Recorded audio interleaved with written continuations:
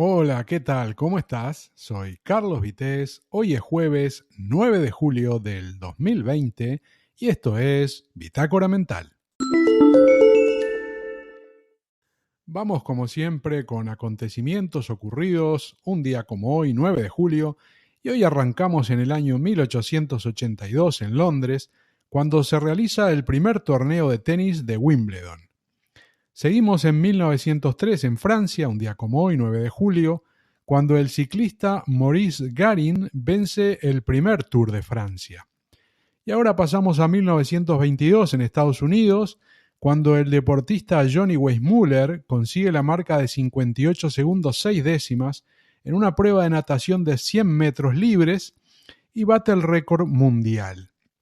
Johnny Weissmuller había nacido el 2 de junio de 1904 en lo que hoy sería Rumanía y ganó 5 medallas de oro olímpico y una de bronce. También 52 campeonatos en Estados Unidos y consiguió 67 récords mundiales. Johnny Weissmuller, seguramente te suena y lo habrás visto en alguna película vieja, después que dejó de dedicarse a la natación, tuvo su carrera en el cine, se dedicó a la actuación y fue su papel más conocido, el papel que más fama le dio, fue hacer de Tarzán, fue el sexto Tarzán. Interpretó este papel, o sea, hizo de Tarzán en 12 películas, pero también participó en muchísimas otras, porque tiene una larga carrera, o tuvo una larga carrera filmográfica, de 50 años, entre 1926 y 1976, y falleció el 20 de enero de 1984 a los 79 años. Yo lo que me acuerdo de ese año más o menos 84 de noticias de aquel momento es que aparentemente estaba en una residencia y él había tenido un par de derrames cerebrales por el año 76 cuando terminó con las películas y el 78. Ahora, lo que no estoy seguro es si fue por el tema de los derrames cerebrales que le quedó algún problema o fue directamente por Alzheimer, pero sé que decían en alguna información que en los últimos momentos de su vida, que estaba en una residencia aparentemente, se dedicaba a hacer el grito de Tarzán, el grito que tan conocido, tan imponente, que aparecía en sus películas cuando llamaba a los animales, ¿no? Un grito, bueno, cuando era joven evidentemente el grito era muy potente, seguramente ya casi a los 80 años no tendría las mismas fuerzas, pero bueno, sea como sea, triste que, digamos, sus últimos momentos quizás se creyera que era Tarzán y emitía esos sonidos tan característicos que eran del personaje de las películas, ¿no? Bueno, pasamos al año 1991, un día como hoy, 9 de julio, cuando Sudáfrica es aceptada en los Juegos Olímpicos luego de 30 años de exclusión por racismo. Y en 1997, en los Estados Unidos, se suspende la licencia al boxeador Mike Tyson, esto lo hablamos en otro episodio hace poco. Le suspendieron la licencia por un año y le metieron una multa de millones de euros por el incidente aquel que habíamos comentado, en el que en una pelea de revancha que le había dado Evander Holyfield para el título en el año 97, para el título campeón del mundo y de todos los pesos, y bueno, este amigo Mike Tyson se mandó una de esas que están todavía en la historia y van a seguir por muchos años en la historia del boxeo, en el que le mordió la oreja y le hizo sangrar, y no sé si hasta le sacó un pequeño pedazo, ¿no? Lamentable, un episodio lamentable. Nos vamos al 2006, un día como hoy, 9 de julio, la selección italiana se consagra campeona del mundo en la final disputada en Alemania, cuando le gana a Francia, consiguiendo así ser campeona del mundo por 40 veces en su historia. Y ahora nos vamos a nacimientos, un día como hoy, 9 de julio. Y tenemos en 1922 a Angelina Fernández, a ver si te suena esto. Actriz y comediante, nacida en España, que después de la victoria franquista, por los años 40 y algo, decide irse a México, donde se nacionalizó y ahí se dedicó a la actuación. Y si te digo que trabajó en personajes como Doña Clotilde, la bruja del 71 en El Chavo del Ocho, ahora sí que si hasta ahora no te sonaba, te va a sonar bastante más. Estuvo trabajando con Roberto Bolaños, al que conoció y llegó hasta él gracias a un amigo que casualmente también actuaba con ellos, que era Ramón Valdés, Don Ramón. Y trabajó con Bolaños, con Chespirito, durante 20 años, desde 1971 a 1991, y ella falleció en México en el año 1994. Nos vamos ahora a 1928, un 9 de julio también, y tenemos que es el día en el que nace Federico Martín Bahamontes, ciclista español que compitió entre los años 54 y 65, consiguiendo 74 victorias y es el primer español en vencer un Tour de Francia en el año 1959. También un día como hoy, 9 de julio, en Argentina, nace Mercedes Sosa, cantante muy conocida, sobre todo en Sudamérica y supongo que en Europa también han llegado sus canciones. En 1938, también un 9 de julio, nace Brian Dennehy, un actor estadounidense muy conocido, fallecido hace muy poco, en 2020, el 15 de abril, ganador de un Globo de Oro y 2 premios Tony, con una carrera muy extensa en el cine y se hizo popular, por ejemplo, en los 70 en una película muy famosa en la que estaba Boderek, 10, La Mujer Perfecta se llamaba.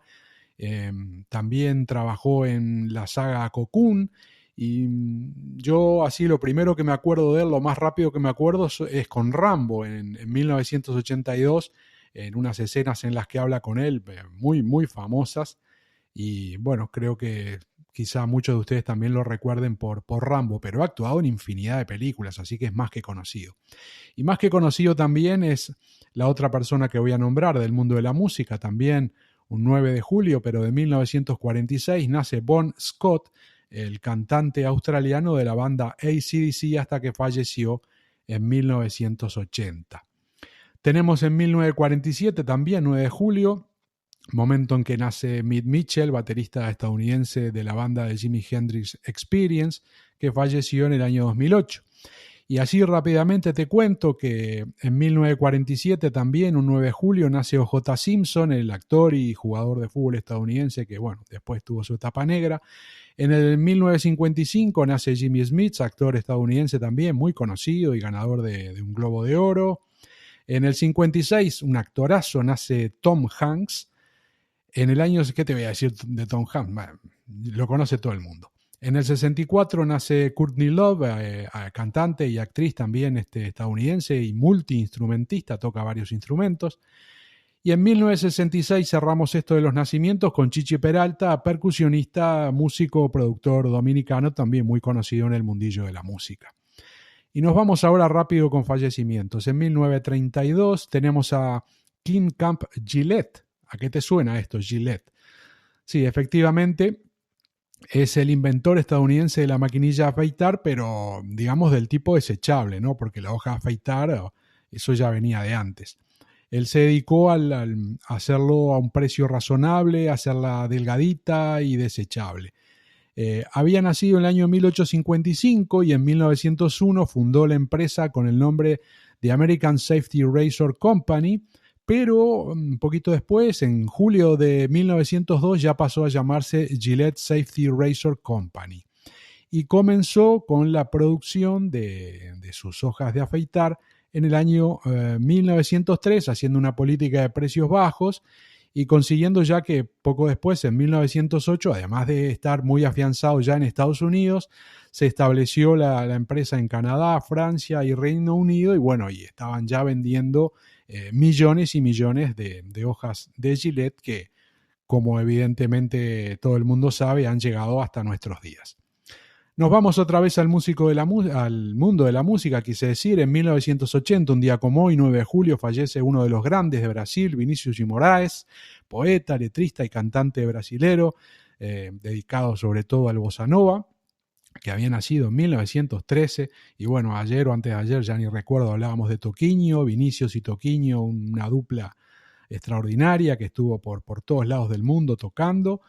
Y bueno, si no lo conoces a Vinícius, búscalo en YouTube que te vas a encontrar con bastante material. Seguimos, más mundo de la música. 2011, un día como hoy, 9 de julio, fallece en una situación trágica Facundo Cabral, el cantautor argentino también muy conocido y seguramente en Europa también. En el año 2014 fallece John Spinks, músico y compositor inglés guitarrista de la banda The Outfield, que había nacido en 1953. Seguro que The Outfield te suena. Y tenemos por último en esta reseña de fallecimientos, en el 2019, un día como hoy, 9 de julio, a un político argentino, presidente entre los años 99 y 2001, y se trata ni más ni menos que de Fernando de la Rúa, que estuvo de presidente en Argentina en el momento de la crisis terrible aquella del 2001. Me acuerdo que, bueno, se tuvo que ir de Casa de Gobierno en un helicóptero porque estaba todo el mundo ahí rodeando lo que era la Casa de Gobierno y todas unas protestas tremendas, un momento muy, muy, muy complicado. Así que con Fernando de la Rúa, como decíamos, fallecido un 9 de julio del 2019, cerramos esta reseña de hechos históricos de un día como hoy. Y ahora nos vamos con otras noticias. Hay una importante para España y sobre todo para Cataluña, que dice que SEAT anuncia inversiones en España de 5.000 millones de euros y pide ayudas para el coche eléctrico.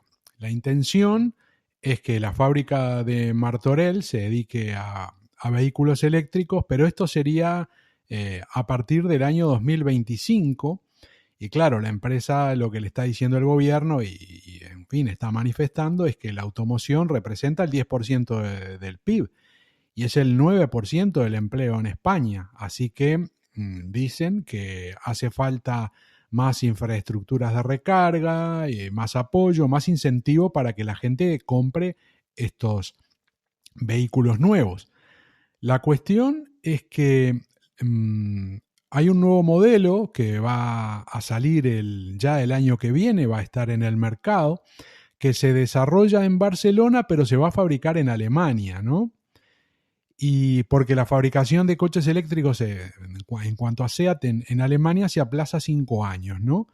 Y ojo con esto, se condiciona a las ayudas públicas que pueda haber en el sector, o sea que no vamos a ya empezar a ponernos muy contentos con esto de que SEAT va a invertir 5.000 millones, que seguramente lo haga, pero ojo, cuidado que si desde el gobierno no se apoya y no se hace lo que se tiene que hacer, tanto esto como otras cosas pueden correr peligro, porque no estamos en un momento para hacer piruetas o cosas raras, hay que dedicarse. A mí lo que no me gusta de esto es que se anuncia, ¿no?, que el modelo que ya va a salir el año que viene a la venta sale bajo la marca Cupra, ¿no? ¿Eso qué implica? Y eso implica que no es un SEAT común y corriente, ¿no? La marca Cupra es una marca que comercializa el grupo Volkswagen para, digamos, un producto de una calidad supuestamente superior, pero sobre todo un precio superior, porque ya sabemos que el conglomerado Volkswagen te pone el mismo motor, no digo que sea bueno ni malo, es lo que marcan estos tiempos, hay que bajar costes, ¿no? Pero sabes perfectamente que el mismo motor está en un Skoda, en un Audi, en un SEAT, en un Cupra, en donde esté. Es el mismo motor, pero se llama diferente, es el mismo, ¿no? Igual que muchos otros componentes. Entonces lo que no me gusta es que el coche que se desarrolla en Barcelona, pero se fabrica en Alemania, resulta que el año que viene sale bajo la marca Cupra, que eso hace que tenga un precio muy superior a lo que podría ser si saliera, por ejemplo, un SEAT Ibiza, ¿no? O un SEAT Mii o un SEAT, no sé, tantos otros de bajo precio. Por eso esto seguramente hacen hincapié en que el gobierno se ponga las pilas con respecto a las ayudas públicas para que se hagan las inversiones, y lo mismo dirán otros fabricantes. Por otro lado, había leído noticias, ahora hace tiempo que no leo de eso, pero había leído noticias de que SEAT tiene pensado a muy corto plazo, Dacia, a muy corto plazo sacar un vehículo, pero ese sí es un vehículo de bajo precio, como caracteriza a la marca, que se dedica a hacer vehículos de bajo coste, y que tendría un precio muy accesible y que, bueno, eso quizás sí puede hacer que la gente se vuelque masivamente a comprar ese tipo de productos. Porque si queremos reconvertir el mercado, si queremos que el coche eléctrico entre fuerte, además de que tiene que haber estaciones de cargas y toda una infraestructura en todo sentido que propicie que la gente quiera comprarlo, tiene que haber ayudas, sí, señor, ayudas, tiene que haber también algún ajuste desde el punto de vista de los impuestos, pero también tiene que haber una oferta, un vehículo que sea asequible, porque si tenés que gastarte 30.000 euros para tener un coche que tenga una autonomía más o menos decente, quizá hay de un poquito menos, la verdad no estoy muy puesto en los precios de los coches eléctricos, pero siguen estando caros, por lo menos para la mayoría de la gente, y además en el entorno en el que estamos con esto de la pandemia y la que se nos está viniendo arriba desde el punto de vista económico, lo lógico sería de que se estuviera trabajando, no sé, desconozco si alguna marca aparte de Dacia lo está haciendo, en cosas de baratas, ¿no? Algo entre, no sé si es posible, pero seguro que sí, por 15.000 euros y entre 10 y 15.000 euros para que la gente pueda comprar esas cosas baratas y realmente ahí sí haya un cambio en el parque automotor y la gente consiga esa tecnología y vaya cambiando naturalmente y deje de usar los combustibles fósiles. Pero claro, aparte de todo esto, que todavía son caras las baterías y eso, también está algo de lo que no se habla, pero es que el gobierno tiene un grandísimo problema con el cambio al coche eléctrico, porque la mitad del precio de un litro de combustible, que vayas a poner hoy una gasolinera, la mitad del precio de ese combustible son impuestos. Imagínate los millones, millones y millones de litros de combustible que se consumen al día en España.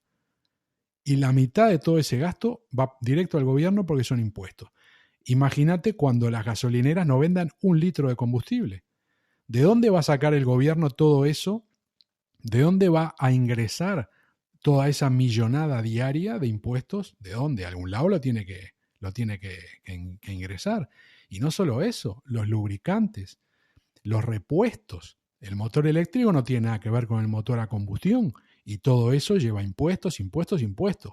Esto no lo hablan, pero el tema del gobierno con respecto a los impuestos en el cambio de esta tecnología, yo creo que todavía no lo tienen resuelto, ¿eh? Y no saben cómo resolverlo, porque te van a clavar por otro lado. O sea, que también es uno de los problemas, porque compras un coche eléctrico y si te ponen un montón de impuestos para, de alguna forma, poder recaudar lo que no recaudaban por otro lado, entonces, ¿de qué estamos hablando? O sea, si al final terminás pagando siempre vos, siempre terminás pagando, porque pagar impuestos está muy bien, pero tampoco que te frían a impuestos, ¿no? Tendrá que ser un poco más eficiente el Estado y la política en general y no tener que machacar siempre a los que están aportando para mantener el sistema. En fin, un tema como todos, un tema complicado y ojalá voy a investigar otra vez a ver cómo va lo de Dacia, porque no es que yo sea, digamos, un enamorado de Asia, ni mucho menos. Pero sí me interesa que si desde los gobiernos y desde las empresas se está diciendo que la contaminación y todo este asuntito y que hay que cambiar de tecnología y hay que ir al coche eléctrico, bueno, pero vamos a dar pasos de verdad, no vamos a quedarnos en el bla, bla, bla. Tanto desde el gobierno como desde las empresas, vamos a dar productos a buen precio para que la gente pueda cambiarlo. Bueno, a ver si ocurre esto pronto. Veremos. Otro titular que es preocupante dice que España se enfrenta a los rebrotes con un déficit de 40.000 sanitarios. Y la Central Sindical Independiente y de Funcionarios, el CESIF, está pidiendo una reunión con el ministro Illa para saber si se han hecho los deberes, ¿no?, de cara a una posible segunda oleada del COVID-19. Bueno, posible es más bien casi segura, ¿no? Porque si estamos en pleno verano y estamos como estamos, cuando venga un poco el frío no te quiero ni decir. Esto pinta que no nos va a dar respiro. Y, en fin, esperemos de que se hayan hecho ya cosas y se hagan las necesarias porque también ha salido por ahí de que se ha despedido a cantidad de personal que había sido contratado cuando bajó ya un poco la presión en los hospitales.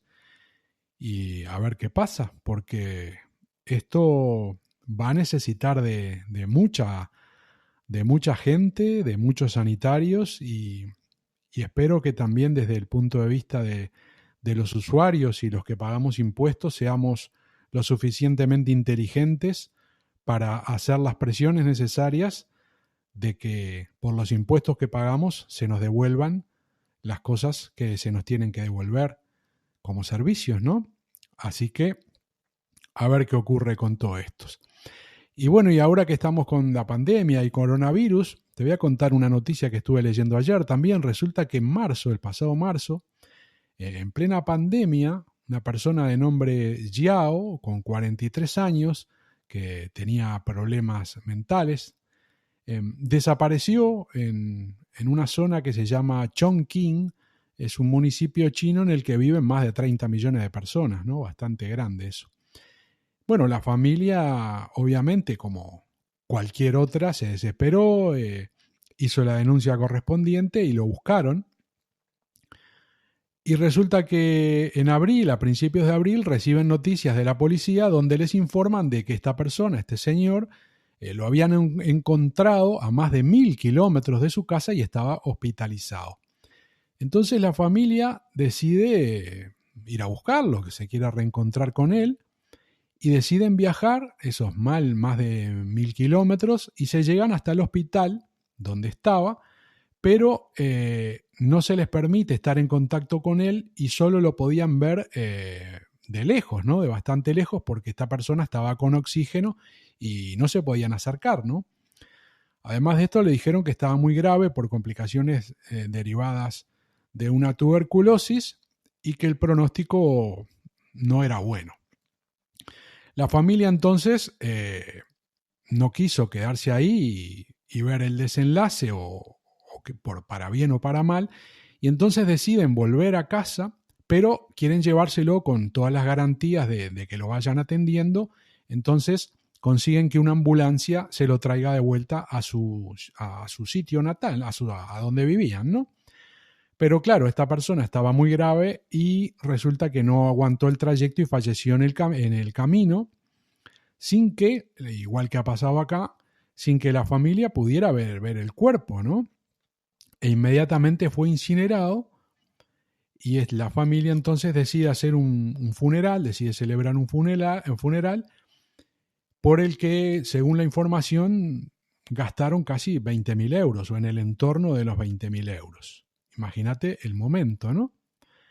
La cuestión es que un mes después, en mayo, reciben una nueva comunicación de la policía y les dicen que encontraron un vagabundo en otra ciudad, en otro lugar, y que lo identificaron como su pariente, al que estaban buscando, este señor Jiao.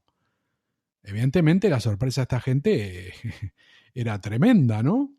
Pero bueno, deciden que van a ir a ver quién es, que van a ir a buscarlo y vuelven a desplazarse hacia el lugar donde estaba esta persona y se encuentran el mes pasado, hace más o menos un mes, el 5 de junio se encuentran y efectivamente era el pariente, ¿no? Se reúnen con él. Y entonces, claro, surge el problema que no se ha resuelto todavía según la información de a quién incineraron y a quién le hicieron ese funeral donde se gastaron 20.000 euros. Y comentan que aparentemente, bueno, claro, esta gente, como dije, no lo vio, no estuvo en contacto, no estuvo al lado del cuerpo, lo veo de lejos y con una máscara, estaba con oxígeno, con el sistema de oxígeno, no le vieron la cara, ¿no? Pero según dicen, esta persona que fue incinerada tenía un parecido físico bastante cercano al pariente que se había extraviado. Y se especula también de que esta persona, cuando fue ingresado, tenía encima la documentación del señor Yao. Y entonces, claro, eso seguramente ha dado lugar a la confusión. Pero bueno, vos imaginate que me estás escuchando el momento que vivió esta familia, ¿no? Que tiene un pariente con problemas mentales que que se escapa o desaparece. Después de un montón de días lo llaman, que está en un hospital con el tema este de la pandemia, todo el coronavirus, que está con pronóstico muy complicadito, se lo traen, fallece, no lo pueden ver, se incinera directamente el cuerpo y no se los dejan ni ver, y bueno, y le hacen el funeral, y se gastan 20.000 euros. Y todo ese drama, todo ese sufrimiento que tiene esta gente, y después resulta que no era. Resulta que el pariente estaba en otro lado y andaba vagando por la calle. Bueno, en resumen, que terrible momento. Y esta gente, claro, ahora está buscando una compensación por todo lo que le hicieron vivir. Y bueno, y quieren ver a ver que sean resarcidos por todo lo que han pasado y el gasto que han hecho, ¿no? No sé cómo quedará, porque viste que normalmente las noticias te ponen una parte y la otra no. Cuando tiene un desenlace o algo no se comenta porque ya no es tanta noticia, pero no sé, capaz que nos enteramos. Y bueno, esto también no exactamente igual, pero seguramente mucha gente lo habrá sufrido acá, de que tenía un pariente en una residencia o vaya a saber y no le dejaron ni despedirse, ¿no? La verdad que esto de la pandemia están ocurriendo cosas que están afectando mucho a la gente. Pero bueno, estamos a jueves, mañana es viernes. Vamos a tratar de poner un poco de buena cara y vamos a dejar por acá el episodio de hoy de Bitácora Mental del jueves 9 de julio. Soy Carlos Vitéz y te espero en el próximo.